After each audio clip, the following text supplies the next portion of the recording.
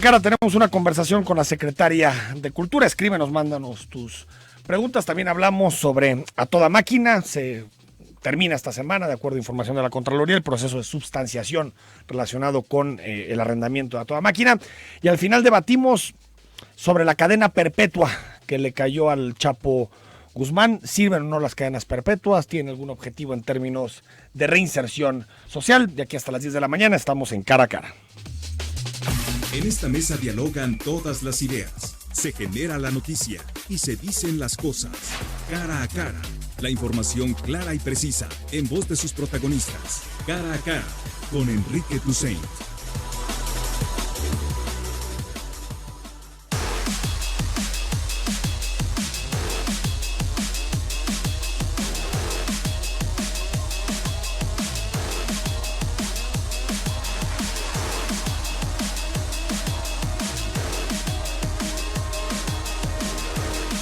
De la mañana con 6 minutos, gracias por estar con nosotros. Te recuerdo el WhatsApp, ya están llegando muchos mensajes. Este lunes no se habla de fútbol, por lo tanto cualquier mensaje provocador a través del WhatsApp será olímpicamente ignorado.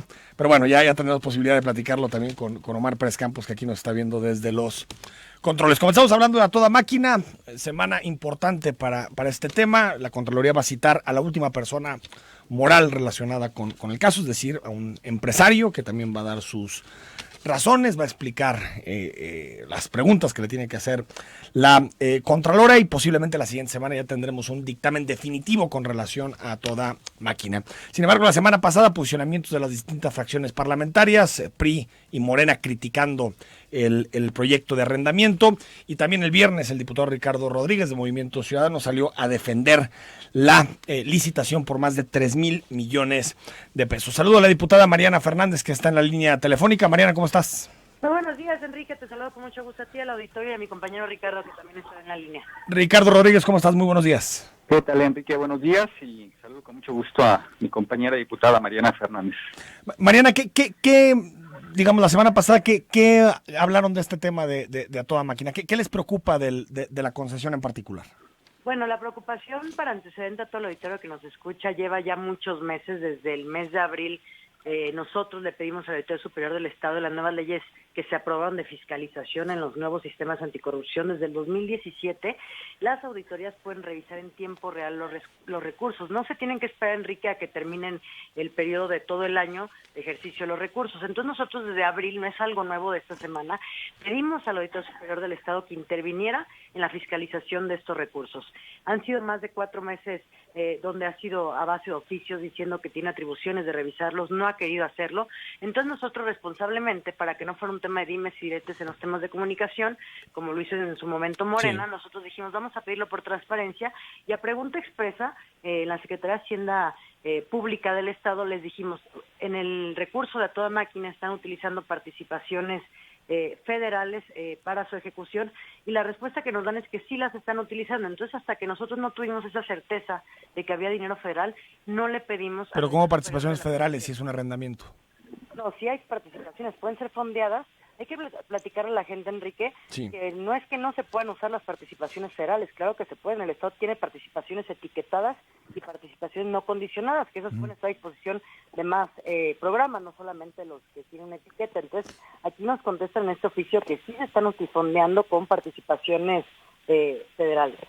¿Y por qué no esperar a que termine la Contralora, Mariana Fernández? Aquí la verdad es que mucha decepción, Enrique, en el tema del sistema estatal anticorrupción. La única que ha estado haciendo denuncias y posicionamientos es la Contralora, a la cual yo le reconozco mucho que se ha atrevido, a pesar de que depende del Ejecutivo, a hacer las denuncias. Pero Mancio, más de 5 meses de rogarle a una auditoría que pueda, por favor, empezar a investigar este tema en tiempo real, no quiere hacerlo. El fiscal anticorrupción vemos que está dando resultados en otros temas, como en el tema de los medicamentos, pero no se ha querido meter en el tema de A Toda Máquina, y lo que nosotros pedimos es que se investiguen todos los temas por igual. Ricardo Rodríguez. ¿Qué tal, Enrique? Muy buenos días. Mira, te comentaría de entrada que, como dice la diputada, es un tema viejo, tiene 4 o 5 meses que han estado pidiendo esta auditoría. Es un tema que tiene alguna gracia porque apenas se entregaron las máquinas, apenas se han hecho, si mal no recuerdo, 3 pagos mensuales, pero desde hace muchos meses se han estado pidiendo estas auditorías.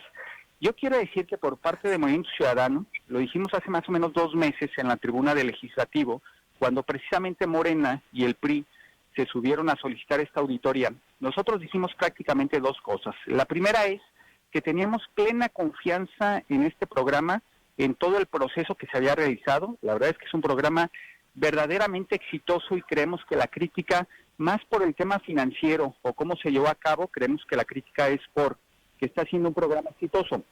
Pero lo que nosotros también dijimos ahí en tribuna fue que no nos preocupaba desde ningún punto de vista el proceso que se había llevado a cabo, que tal cual lo había dicho el secretario de Agricultura, lo había dicho el gobernador, podía entrar cualquier proceso de auditoría de cualquier tipo de autoridad que tuviera facultades para hacerla y revisar el programa, y nosotros sin ningún problema para que esto suceda. ¿Qué pasó la semana pasada? Miren ustedes, como sabemos, Morena y sus gobiernos traen un conflicto muy fuerte, traen un debate interno muy fuerte, traen el debate entre los morenistas que creen que las cosas se tienen que hacer de manera correcta hoy que llegaron al poder, y los morenistas que consideran que pueden agarrar los viejos vicios del PRI, sí, de donde muchos de ellos vienen. Y ahí está el debate de lo que está sucediendo en Baja California, de si se debe permitir que un gobierno electo de 2 años se pueda ir a 5 años solamente porque convencen de manera extraña 21 diputados. Ahí está el debate si aquí en Jalisco debe de estar un delegado que tiene conflictos de interés y aparente corrupción en medio de eso, y hay quienes dicen pues que tienen que sostener. Pero para no irnos del tema, Ricardo, de A Toda Máquina en particular, ¿tú confías que el proceso se llevó con todas las de la ley, con todas las garantías, todo? Que sí, y precisamente ese es el debate. Morena ahorita, ante la crisis que tiene, lo que ellos consideran es que la forma de salir es de su conflicto interno que tienen aquí en Jalisco, es ir a la Ciudad de México y decir, oigan, hay un programa como el de A Toda Máquina, que es un programa de los más grandes y más exitosos que tiene el gobierno del Estado, sí, y queremos que sea investigado. Y aquí yo te diría, ¿se hizo bien? Sí se hizo bien. Se puede investigar por cualquier autoridad, incluso por la Auditoría Superior, que los diputados de Morena fueron a hacer este ejercicio en la Ciudad de México. La respuesta es que sí, porque la ley desde el 2016 dice que la Auditoría Superior puede ir a cualquier estado en donde haya participaciones federales para hacer la revisión. ¿Aquí sí hay participaciones federales, Ricardo? Sí hay participaciones, nada más que hay un tema que vale la pena aclarar, y es el argumento con el que salieron las diputadas del PRI hace unos días a señalar al gobierno del estado de mentiroso. Fíjense ustedes, sí hay participaciones federales, pero lo que sostuvo el secretario de Agricultura es que todo el recurso que se estará utilizando para pagar este programa es con recurso estatal. Y aquí vale, por lo tanto le toca a la CEG. Por supuesto, y aquí vale la pena el debate. Miren, aquí en Jalisco tenemos más o menos 117,000 millones de pesos. Son recursos estatales. Es un presupuesto que aprobamos aquí en el Congreso del Estado, y una vez que lo ejerzamos, lo audita la Auditoría Superior del Estado de Jalisco. Eso es lo que sucede. Traen una confusión en el PRI, de que cuando se habla de participaciones federales, luego entonces suponen que el presidente de la República agarra de su bolsa 3,000 y tantos millones y nos los manda a Jalisco para pagar el programa Toda Máquina. Y ese es el debate. Nosotros simple y sencillamente estamos aclarando que el dinero es estatal, que aquí lo encontramos en el presupuesto del Estado y que de ninguna manera es recurso federal. Diputada Mariana Fernández, entonces lo que ustedes piden es que entre la Auditoría Superior de la Federación. Ese es, digamos, el diferendo.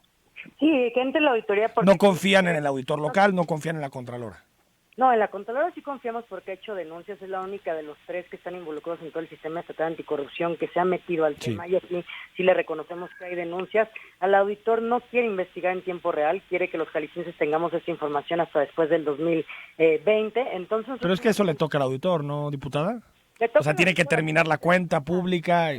Son los tiempos que marca la ley, ¿no? La Contraloría y la Auditoría, y le provee la información al fiscal anticorrupción. Pero lo que nosotros sí estamos pidiendo es, a ver, es muy sencillo, de recurso local no son más de 60,000 millones de pesos del Estado, lo demás es lo que se manda a la Federación y la Federación lo vuelve a regresar a Jalisco, como el IEPS, el IVA, todo eso. Entonces, cuando no se puede, Claro que la auditoría puede venir la superior a revisar a los estados. Nosotros ahorita en el Congreso nos estará revisando la auditoría superior de la Federación. Entonces, con las nuevas reformas a las leyes, pedimos que intervenga un ente que sea totalmente autónomo, que se atreva a investigar, y es lo que queremos, que se investigue. Nosotros ya vimos todo un debate político ahorita con Ricardo de qué interés tiene Morena. Nosotros el único interés es que tenemos es que se investigue todo, medicamentos, que se investigue la maquinaria, y nosotros no somos comparsas de nadie. Solamente lo que queremos es que los temas que parece que hay presuntos actos de corrupción se investiguen, y esto es para que todos los jaliscienses tengamos la certeza que es un gran programa y que sobre todo se hicieron bien las licitaciones, no hubo conflictos de interés. Diputado Rodríguez, usted no tiene ningún problema con eso, ¿no? No, ninguno. No, lo vuelvo a repetir, desde hace 2 meses nosotros sostuvimos en tribuna que estamos dispuestos, votamos a favor, puntos de acuerdo que los propios diputados del PRI presentaron, en el sentido de que entren las autoridades que consideren conveniente. Vuelvo a decir, lo que nosotros no vamos a permitir es que pues como traen contubernio político con Morena para querer tapar temas de corrupción que a ellos internamente se los han señalado y el PRI está haciendo la bandera para defenderlos, nosotros naturalmente tendremos que salir y aclarar las cosas. ¿Quieres responder, Mariana, sobre el asunto de PRI y Morena? No, ningún contubernio político. Justamente la semana pasada también hicimos declaraciones de que se investigara todo el tema de los medicamentos, que con una simple renuncia no se terminaba ese conflicto, y nosotros lo único que vamos a estar siempre es en combate a la corrupción. Esta fracción, como la única oposición del Estado, siempre estaremos haciendo los señalamientos, sea el partido que sea, inclusive del nuestro. Ricardo Rodríguez, ¿algo más? Nada más, volver a reiterar, creo que este programa es un programa exitoso. Habrá que voltear a ver en algunos meses cómo ha funcionado al interior de los 121 municipios en donde llegó esta maquinaria, y naturalmente concentrarnos en que el recurso que se ha invertido en esto se haga de manera correcta. Pero parece, Ricardo, que la Contralora sí encontró irregularidades. No sé si penales, pero parece que administrativas. Naturalmente que si hubiera algún tema administrativo y de ahí, de una revisión, hay recomendaciones, que es lo que normalmente salen en las auditorías, recomendaciones para que las cosas se hagan de manera mejor en siguientes procesos, pues naturalmente tienen que salir. Por eso hemos sostenido nosotros que lo revisen, que lo auditen todos los que lo tienen que hacer, porque más allá de algún tema administrativo que pueda haber y que pueda derivar en una buena recomendación, nosotros no tenemos ninguna preocupación de que el proceso haya sido correcto. Ricardo, Mariana, gracias. Muy buenos días. Gracias, abrazo. Enrique, Mariana.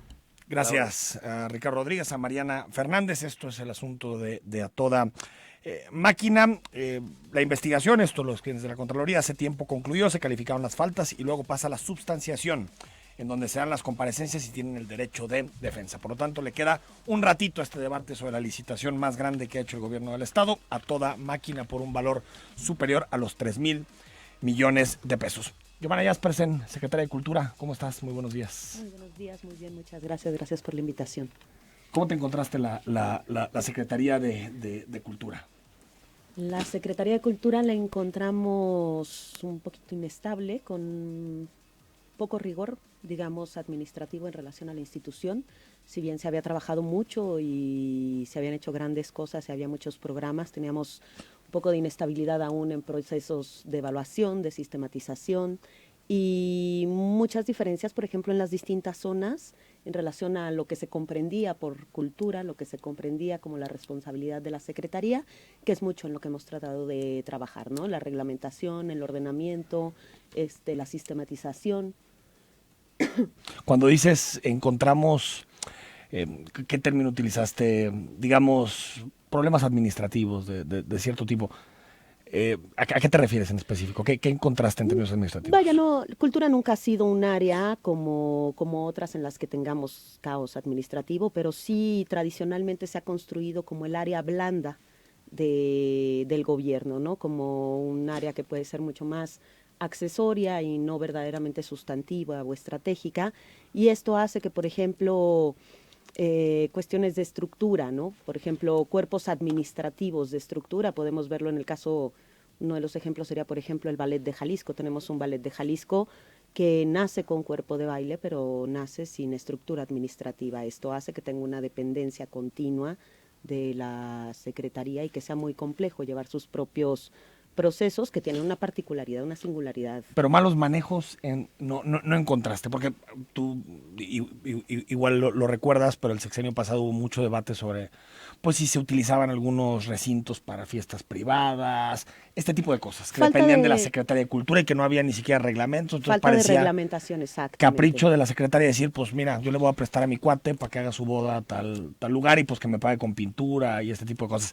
¿Viste Falta de más irregularidades así? reglamentación. Pero se debe más a eso, ¿no? Falta de reglamentación. Cuando no tienes una reglamentación que esté transparentada, que sea abierta, que sea pública, pues es muy complejo ese tipo de toma de decisiones, ¿no? Que es pues, mucho lo que hemos buscado hacer, reglamentar, transparentar, incluso dentro de los procesos, ¿no? Por ejemplo, la asignación de bolsas para proyectos de corresponsabilidad con los artistas, cómo puede ser Proyecta, cómo se hace la evaluación, quiénes hacen la evaluación, cómo se toman ese tipo de decisiones, que es algo que tradicionalmente en cultura no se había hecho, ¿no? Es un poco la visión tradicional de la cultura, además, bueno, suelen ser instituciones jóvenes que nos ha faltado justamente el rigor que tenemos con otras áreas de gobierno y que estamos buscando justamente trabajar en eso. Entonces han sido meses de arreglar la casa, Así es. básicamente. Al mismo tiempo que se ha estado trabajando mucho. Pero sí, la reglamentación, los procesos, consejos, todo eso. En algunas áreas sí seguimos en eso, como puede ser, por ejemplo, el uso de los espacios escénicos, que es uno de nuestros temas más complicados, o el uso de los espacios patrimoniales, incluso, que no estaba reglamentado, cómo se utilizan los edificios. Pero esto al mismo tiempo que han sucedido cosas enormes, como puede ser, bueno, el caso de Despertar, ese es el más reciente, como ha sido, por ejemplo, ISPA, el Congreso de Artes Escénicas, como ha sido todo el trabajo, vaya, el segundo trimestre de la administración hicimos cosas en 122 de 125 municipios. Lo que hemos buscado es que esta revisión, sistematización no tenga que ver con la falta de operación de los programas y de los proyectos de cultura, que continúe sucediendo, que podamos hacer cosas del más alto nivel al mismo tiempo que estamos trabajando mucho en cuestiones internas de operación, reglamentación, transparentación. Vamos al corte 9 de la mañana con 21 minutos. Escríbenos al 33 18 80 76 41. Estamos platicando con la secretaria de Cultura, Giovanna Jaspersen. Gracias por los mensajes que nos están mandando. Ahorita los leemos sobre el asunto de A Toda Máquina. También preguntas para la secretaria de Cultura, Giovanna Jaspersen, que nos acompaña esta mañana en cabina. ¿Hay un nuevo enfoque, secretaria, de la forma en que el gobierno aborda la cultura? Es decir, más allá de cuánto se gasta, que ahorita entramos a los números en particular, ¿hay un nuevo enfoque? Es decir, una cultura tal vez que se acerque más a los ciudadanos, que estén no solamente en los teatros, en los grandes espacios, sino una cultura más, se puede decir, popular o más cercana a la gente. Pues más abierta, ¿no? Más sensible, abierta, más amable, más diversa también. Sí, desde que comenzamos esta administración, nuestra primera labor fue trazar los ejes que llevaría, digamos, este gobierno en materia de cultura.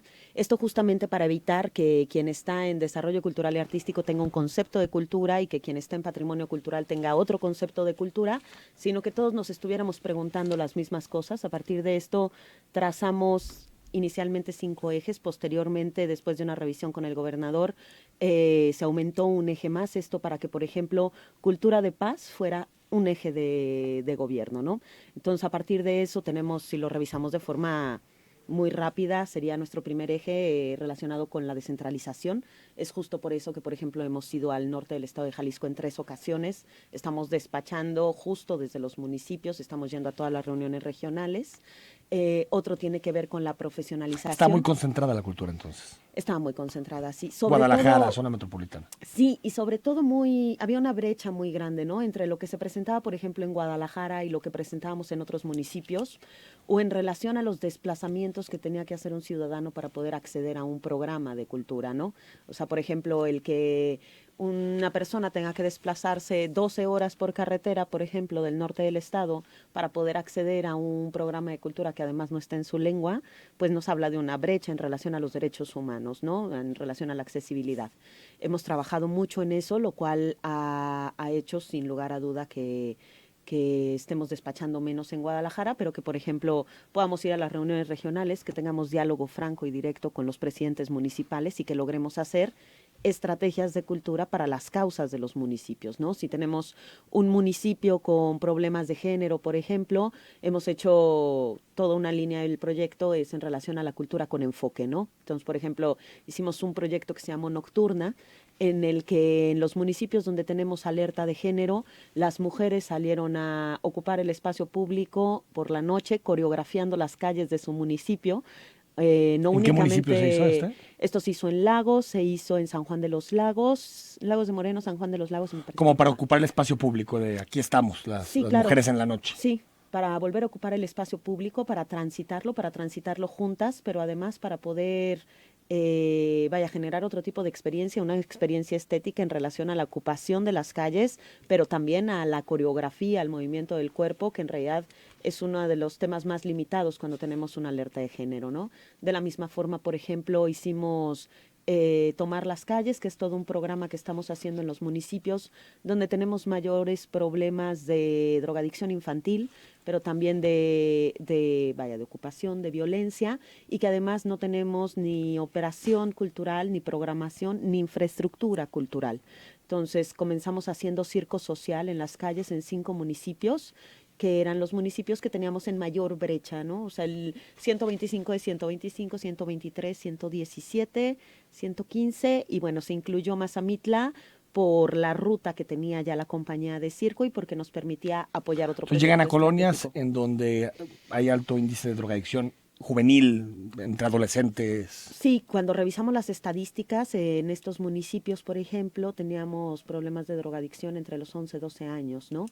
Que se sumaban a la falta de oferta y de infraestructura. Entonces, con una compañía se llega al municipio, se convoca a los chicos de casa en casa por las calles, se tienen 3 días en el que tienen talleres de circo a través de los cuales se van consolidando ciertas herramientas para los chicos, ¿no? O sea, si haces equilibrismo, en realidad estás trabajando en tu confianza, si haces malabarismo, si haces... ¿Y por qué eso es de cultura? Uno lo pensaría, no sé, en educación, desarrollo social, no sé. ¿Por qué desde cultura? Finalmente con una concepción, contemporánea de la cultura es desde la cultura, ¿no? Muchos de los problemas que consideramos, que en el cotidiano decimos es un problema cultural. Creemos, confiamos en que también se deconstruye desde la cultura, ¿no? Como puede ser el machismo, la violencia, la desigualdad, el racismo, todas O estas sea, la cultura como cuestiones. instrumento para... La cultura como un instrumento para, por una parte, finalmente la cultura es el techo donde habitamos todos, ¿no? El diálogo que tenemos tú y yo en una misma lengua es finalmente Cultura. porque compartimos ciertos elementos culturales, pero además es también el espacio de diálogo, de transformación y de comprendernos desde la diversidad y desde reconocernos distintos, Me ¿no? decías, descentralización. Descentralización. ¿Qué otros ejes tiene la Secretaría de Cultura? Profesionalización, estamos trabajando mucho en la profesionalización, esto desde talleres que en nuestro estado o en nuestro país todavía no son áreas de formación profesional, hasta poder regresar a Jalisco las más altas formaciones en temas que no son fundamentales en las disciplinas artísticas. Despertares es el caso, todo el programa de Despertares Impulsa tenía que ver con tener a los mejores formando a nuestros cuadros, o sea, teníamos al Ballet de Jalisco en una clase magistral con Tibó, por ejemplo, ¿no? Esto mismo lo tuvimos en ISPA, el Congreso de Artes Escénicas, probablemente el más importante del mundo. Este año tendremos en Jalisco el Congreso Internacional de Investigaciones Estéticas, gracias a un convenio que firmamos con la UNAM. Este convenio regresa a Jalisco después de 19 años de no haber sido aquí. Tenemos también, por ejemplo, cuando viene un solista a nuestra orquesta, en lugar de que únicamente esté ejecutando en el concierto, también hemos visto tener clases magistrales o sesiones abiertas de clases que nos dejen semillas, ¿no? Una conciencia muy fuerte de que hoy estamos haciendo la agenda del futuro, para salir un poco de la cultura del espectáculo en el que se hacen grandes inversiones en el... Y queda ahí, ¿no? Como en la noche, en la Exacto. tarde, todos atienden y se acabó. Exacto, para trabajar en realidad en lo que va a suceder hacia el mañana, ¿no? El tercer eje tiene que ver justamente con la accesibilidad, con la cultura para todos, pero cuando hablamos de cultura para todos nos referimos a hacer cultura con enfoque, ¿no? Cultura con enfoque de género, cultura con enfoque a los derechos lingüísticos, a los derechos humanos, a justamente todos estos temas que platicábamos ahora, ¿no? Porque cuando pensamos que la democratización de la cultura es abrir la casa, abrir la puerta y que con eso sea para todos, en realidad no estamos haciendo experiencias para la diversidad de públicos, ¿no? Entonces, por poner un ejemplo, tenemos ahora toda una línea de trabajo para personas ciegas y con debilidad visual y nuestra orquesta filarmónica, ¿no? Esto incluye desde tener una sesión de apreciación musical previa al concierto, en el que tenemos a personas con debilidad visual o con ceguera, interactuando con los instrumentos, manipulándolos, reconociendo la familia de instrumentos que va a tener cierto protagonismo en el programa de ese domingo. Después de esto tienen cortesías para el concierto con un acompañante, pero además tienen impreso el programa en braille, tienen una audioguía donde se narra tanto el Teatro Degollado en su historia, arquitectura y relevancia, como la historia de nuestra orquesta, y además de eso, el concierto. A partir de ello ya tenemos toda una jornada que está diseñada en concreto para ellos. Eso no es solo decir, bueno, pueden venir al teatro. No, si o sea, queremos, no solamente es bajar precios, no solamente si queremos hacer accesible verdaderamente la cultura. Y en términos lingüísticos, porque tengo la impresión que se produce poco para las lenguas no mayoritarias de nuestro estado. Así es. Bueno, uno de los grandes cambios en estructura fue incluir una jefatura de política cultural y comunitaria. Dentro de ella tenemos una chica, una persona que se encarga de toda la parte comunitaria, digamos, de nuestros pueblos originarios. Ella es wixárika, nacida en Mezquitic, pero además es una joven formada en el ITESO profesional que nos permite tener esta doble mirada. Estamos trabajando, desde el Día Internacional de la Lengua Materna apoyamos 3 proyectos concretos para la producción en lengua. Tenemos por primera vez, por ejemplo, ahora en el Museo Cabañas, cedularios en wixárika. Estamos trabajando ahora una exposición en torno a la lengua y los derechos lingüísticos y la producción. Estamos trabajando cuestiones de bilingüismo, incluso, por ejemplo, en eventos públicos, ¿no? Que es algo que se ha hecho muy poco en Jalisco. No estamos acostumbrados tampoco a la sonoridad y al ritmo de nuestras lenguas, y la brecha es enorme, y no se trata de hacerlo por folclorismo, es una cuestión de derecho. Es un derecho, ¿no? La ley de derechos lingüísticos en nuestro país es clarísima. Y aparte, si no lo haces... La oficialidad de las lenguas también lo es, el tránsito que tenemos que andar es mucho, pero creemos que, trabajando de manera conjunta y trabajando de la mano, necesitamos... O sea, lo que tenemos es un problema epistemológico, ¿no? De producción de conocimiento y acceso al conocimiento en lengua originaria, y en tanto que tal estamos trabajando. Vamos al corte, seguimos platicando con la Secretaria de Cultura en unos minutos más. Mándanos tus preguntas al 3318 8076 41.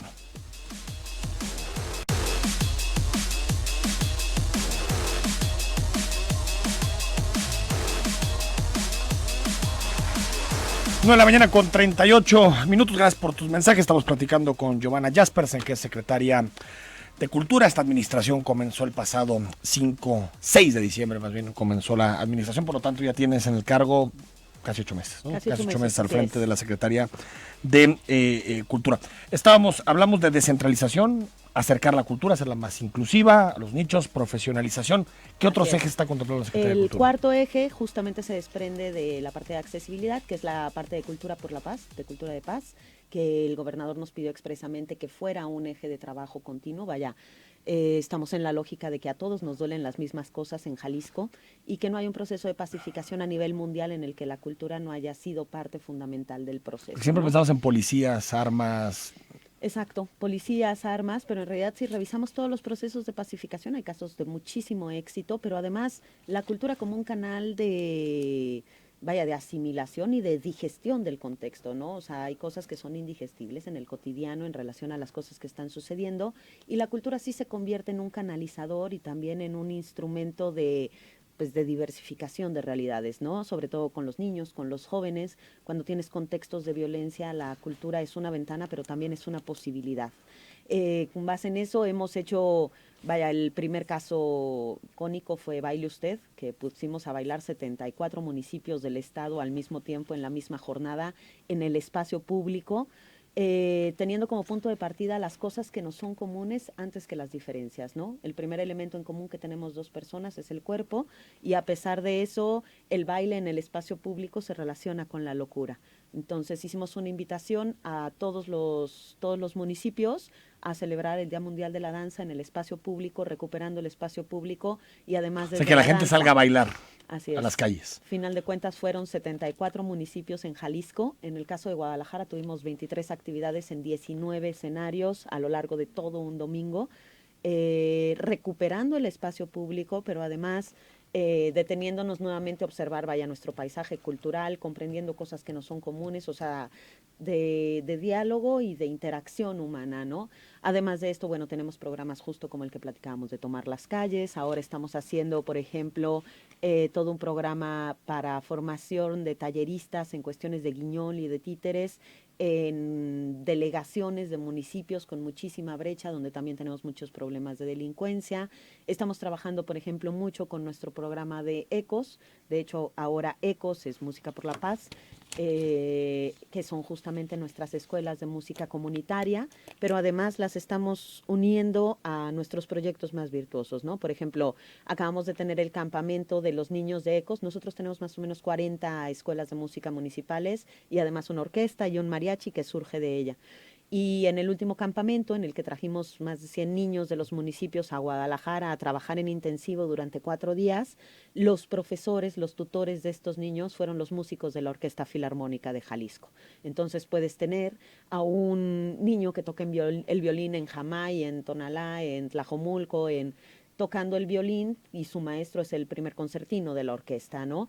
El que podamos hacer este tipo de enlaces entre la cultura que tradicionalmente había estado separada y el trabajo que estamos haciendo en nuestros municipios con las personas, con el ciudadano, nos permite también encontrar puntos de diálogo, ¿no? Lo que necesitamos es comprendernos diferentes y en diálogo, no Falta algún elemento iguales. más, ¿no? De los ejes. Para Sí, preguntarte bueno, también sobre dineros, porque eso es importante. Estamos en el cuarto, que es Cultura por la Paz, o Cultura de Paz. Posteriormente tenemos Productos Jalisco, comprendiendo que muchos de los elementos de Jalisco, incluso de la mexicanidad, están anclados en nuestro estado y que necesitamos reconsiderarlos y proyectarlos mucho. Esto nos referimos tanto talentos como puede ser Orozco, pero también Arreola, pero también Consuelito Velázquez, pero también del Toro, Isaac Hernández, y al mismo tiempo nuestros grandes maestros o incluso nuestros elementos patrimoniales, ¿no? Las tres declaratorias mundiales en las que está arraigada la mexicanidad son de Jalisco, y creemos que es un muy buen momento para que Jalisco se voltee a ver a sí mismo. Y se ha pensado más desde la lógica del turismo, ¿no? Como eslogan del turismo. Exacto. Y no tanto como una forma pues, de poder suave también que tiene que ver con la cultura, ¿no? Sí, claro. Y el último tiene que ver con la infraestructura. Infraestructura que también supongo que atrasada, ¿no? Pues en mucha brecha, vaya, encontramos espacios museísticos, desde espacios que no tenían luz, que no tenían poste de luz, otros inundados con aguas negras, muchos problemas de las bibliotecas públicas dependen de la Secretaría de Cultura. Sí, tenemos una red de 283 bibliotecas que en realidad no son de los proyectos mancomunados que tenemos con los municipios y que no tenían un proyecto justamente de infraestructura cultural. Y el problema con la infraestructura es que si no invertimos en infraestructura, dañamos toda la experiencia que tiene que ver con la cultura, ¿no? Si un niño va a una biblioteca y encuentra un espacio de ruido que se está cayendo, que no tiene acervos actualizados, donde la experiencia no es buena, no quiere volver. Que eso yo lo leí ayer en Mural, que hablaban también del tema de los libros, de las bibliotecas, pues cómo no se ha creado prácticamente infraestructura en los últimos años que atraiga a los niños a la lectura. Tenemos una FIL cada año. Y hacer bibliotecas para el siglo XXI, ¿no? En realidad los niños de ahora no son los niños que fuimos hace 20 años, 30 años, 40 años, y necesitamos comprender estos nuevos lenguajes porque también justamente las bibliotecas son también territorios. Entonces van a transformar las bibliotecas. Pues vamos a trabajar con ellas, la red es muy amplia. Pero comenzar tal vez con las más icónicas, no, las de más hecho conocidas. Comenzamos ya, por ejemplo, con los acervos hemos comenzado ya, tuvimos una campaña que hicimos con Yakult en el que regularmente se donaba el porcentaje de ventas de cierto periodo a cuestiones de salud. En este caso fue para la renovación de acervos de las bibliotecas del estado de Jalisco, y estamos trabajando justamente en responsabilidad compartida para las bibliotecas. Ha sido una promesa desde que yo recuerdo seguir las campañas electorales, alcanzar el 1% de inversión en cultura, de siempre. El sexenio pasado Aristóteles hizo ahí unas cuentas raras y dijo que ya era el 1%, pero en realidad estamos lejísimos del 1%. En este momento, ¿cuántos recursos tiene la Secretaría de Cultura? Ahora tenemos 712 millones más o menos. O sea, 0.7% más o menos del presupuesto. ¿Qué tan posible es alcanzar esta cifra? Pues el 1%. Es el tránsito, ¿no? Es lo que se está buscando. Sabemos que cultura siempre suele ser complejo en los recursos cuando no se considera como un elemento estratégico y sustantivo. Volvemos a lo mismo, cuando pensamos que es un área accesoria, es muy difícil la gestión de recursos cuando finalmente tenemos áreas de gobierno que comprometen la vida de las personas, por ejemplo, temas como estos que son cruciales. Sin embargo, también creemos mucho en la inversión múltiple, ¿no? El que tengamos fondos internacionales, el que podamos tener fondos de la iniciativa privada, que no todo recaiga en gobierno, y esto no únicamente por el incremento de los recursos, sino porque podamos hacer un tránsito hacia la responsabilidad compartida en materia de cultura. A todos nos interesa la cultura. Todos habitamos ahí. Todos necesitamos descubrirnos también como agentes activos de comunicación, de difusión, para que deje de concentrarse en el Estado. Es lo mejor que le puede suceder a la cultura de Jalisco, ¿no? El que comprendamos que cada uno de los habitantes somos también agentes activos culturales y que la cultura finalmente somos personas. Cuando logramos tener socios en proyectos culturales, también podemos compartir cuestiones como la comunicación, la difusión, digamos que los proyectos sean de largo aliento y transeccionales, que no dependan de una administración, ¿no? Cuando tenemos compromisos compartidos por un proyecto común.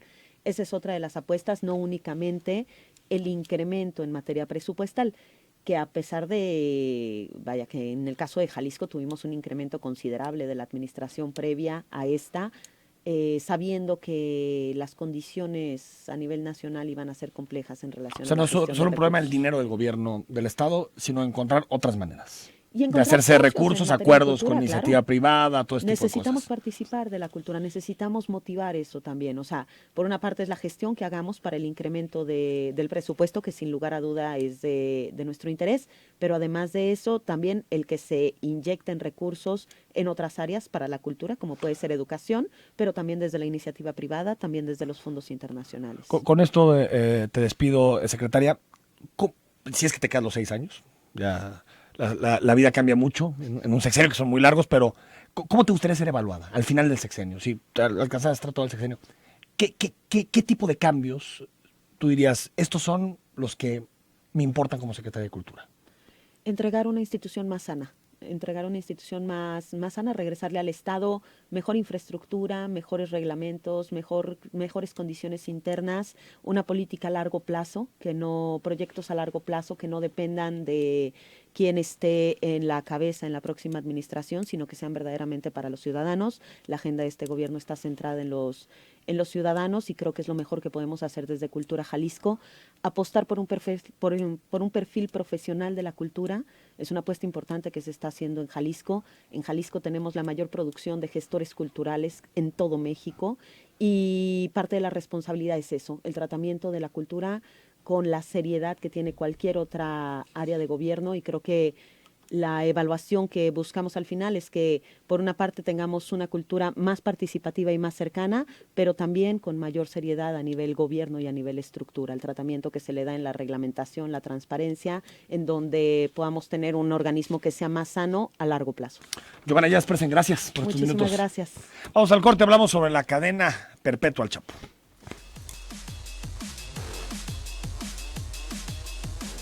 41 minutos, controversia la semana pasada por la cadena perpetua al Chapo Guzmán en los Estados Unidos. Hay que recordar que en la legislación mexicana no existe como tal la cadena perpetua, sino que hay penas máximas, digamos que se finca en la idea de que una persona que comete un delito, un crimen, por más gravoso que este puede ser, pues tiene derecho a ser reinsertada, tiene derecho digamos, a volver a la sociedad y no a pasar toda su vida en prisión. También generó polémica por lo que dijo López Obrador, que le parecía una condena cruel, y por lo tanto nos decidimos abrir un poquito el debate sobre la cadena perpetua. Rodrigo Lazo, maestro de Derecho de la Universidad Panamericana, ¿cómo estás?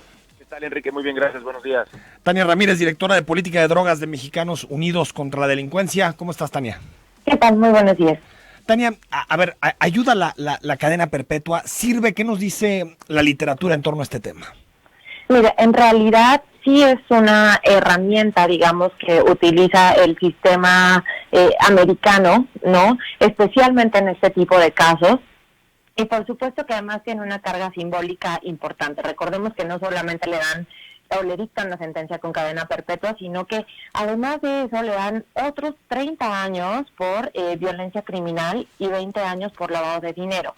Es decir, ya a una sanción que dura, que implica una pena privativa de su libertad de por vida, como es la cadena perpetua, ¿por qué se tendrían que añadir más años? Esto es un asunto simbólico, como dices, ¿no? Eso es simbólico, pero también tiene una utilidad, que es blindar cualquier eventual reforma, beneficio, indulto que pueda en el futuro llegar a beneficiarlo, ¿no? Es decir, aun cuando decía resolviera en algún momento quitarle la cadena perpetua, aún tiene penas que tendría que cumplir y que lo hacen estar ahí. Pero sí desincentiva la cadena perpetua, sí desincentiva este tipo de delitos.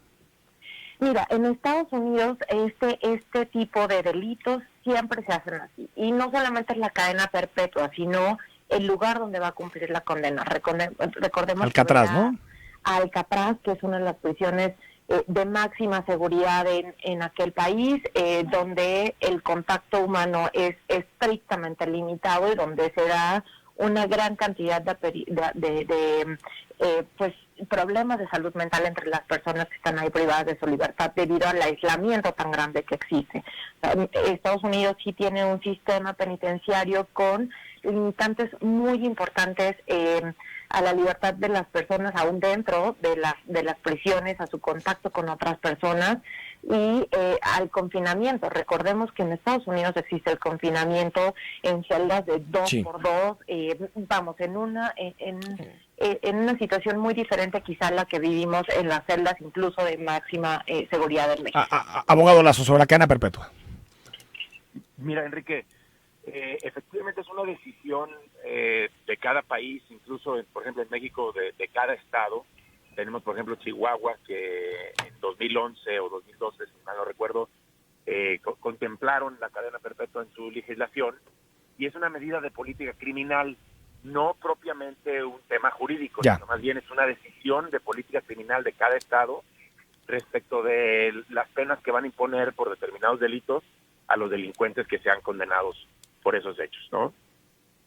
Ayuda, Rodrigo Lazo, a desincentivar los delitos de este tipo, porque si uno hace tal vez un análisis de este tipo de política criminal, pues ves países que no contemplan la cadena perpetua y que tienen menores índices de violencia contra algunos países que condenan la cadena perpetua y sin embargo no han podido reducir esos índices. Y fíjate que yo ahí considero que no necesariamente es la medida más efectiva o útil para bajar los índices delictivos, para reducir los índices delictivos. Yo creo que la cadena perpetua es una reacción de la sociedad ante determinados delitos de altísimo impacto o de mucha gravedad, que consideran que pues imponiendo penas mayores van a generar un mensaje a la sociedad de mayor seguridad, pero en mi opinión, con todo respeto, diría que no he advertido, no hemos visto, y hay estudios incluso que así lo determinan, que no necesariamente la cadena perpetua o incluso hasta la propia pena de muerte esté generando un efecto de reducción en el índice delictivo. Tania, sí, ¿estás de acuerdo que no hay un vínculo directo? Sí, totalmente. A ver, estamos en presencia de una ola punitivista, no solo en México, sino en América Latina, y por supuesto que, digamos que Estados Unidos siempre ha sido parte de ese enfoque de política criminal. La prueba es que aún sigue habiendo en muchas jurisdicciones pena de muerte, incluso con distintos métodos. Y eso pues no ha implicado una disminución en los índices de violencia. Sin embargo, sí es una tradición muy arraigada en aquel sistema jurídico, y es frecuentemente usada. Hay casos en los que incluso se han dictado más de una cadena perpetua, ¿no? Es una tradición que está muy arraigada y que difícilmente va... Pero para México tú no lo recomendarías. No, pero por supuesto que no. No. Incluso me parece que no corresponde para nada con nuestra realidad. Es decir, en ningún caso lo recomendaría, pero es totalmente ajeno a la tradición mexicana y no, por supuesto que no lo recomendaría. Ahora, Rodrigo, Tania, hay gente que no se puede reinsertar, ¿o sí, Rodrigo? Es decir, yo sé que el sistema constitucional en México, la política criminal, parte de la idea de que podemos reinsertar a la gente que comete delitos, crímenes, pero sí hay casos que la reinserción es imposible, ¿no? Sí, fíjate que yo ahí sí consideraría que sí, definitivamente hay situaciones y circunstancias que no puedes suplir en una reclusión de una prisión, que puedas, digamos, reeducar, generar todas estas deficiencias que una persona recibe desde la educación Sí. de primaria o de cuando son niños, adolescentes, etcétera. Entonces yo sí veo muy difícil. Quizá hay quienes opinan que la readaptación o la reinserción es utópico, ¿no? Pero la verdad es que yo sí lo veo que en algunos casos es un tanto difícil. Tal vez como en algunos países que hay cadenas perpetuas que son revisables en determinado periodo. Y que tal vez un grupo multidisciplinario diga, pues esta persona sí sí se puede reinsertar, digamos, o no. Y más que se pueda reinsertar o no, yo creo que el análisis debe de ser desde el punto de vista de los derechos humanos y desde nuestra Constitución. Y yo creo que las legislaciones estatales que estén contemplando la cadena perpetua, me parece que sin duda pudiera ser un tema de revisión a nivel de la Corte por inconstitucionalidad, a pesar de que ya de entrada fue determinado en una época, creo que 2011, como te decía, fue analizado por la Corte y declararon constitucional la reforma de Chihuahua. Pero esto no significa que sea un tema que se pueda volver a revisar, porque yo creo que sin duda el hecho de estar considerando penas tan altas o incluso como la cadena perpetua que ya no tiene posibilidad de reducción, sí. Creo que revisar los tribunales en su momento. Tania Ramírez, Rodrigo Lazo, se me acabó el tiempo, gracias. Gracias a ti, hasta luego. Un abrazo, ahí está, la opinión creo que nos va a dar para muchísimos temas. Mañana le damos respuestas, hay muchos comentarios sobre el asunto a toda máquina, lo explicamos mañana bien el tema y abordamos los distintos elementos que nos plantearon sobre el tema de cultura. Creo que la cultura siempre es esa agenda olvidada de los gobiernos, que sea los cuates, y creo que es un tema toral, fundamental para nuestra sociedad. Nos vamos, mañana estamos aquí a las 9 de la mañana en Cara a Cara. Acompáñanos.